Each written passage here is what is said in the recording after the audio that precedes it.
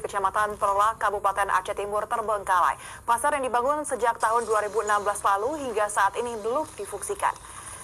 Beginilah kondisi pasar baru yang terletak di Desa Brandeh, Kecamatan Perla, Kabupaten Aceh Timur. Pasar yang dibangun oleh Kementerian Perdagangan pada tahun 2016 lalu kini terlihat kumuh dan terbengkalai. Camat Perla Kota Nasri mengatakan terbengkalainya pasar baru Perla tersebut karena para pedagang tidak mau pindah ke pasar tersebut.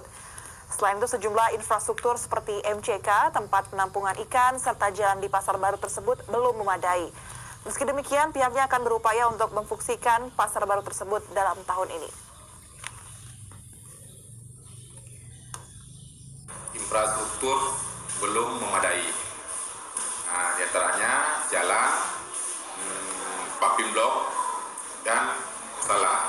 Dan ada permintaan dari masyarakat itu akan diminta tempat penampungan ikan.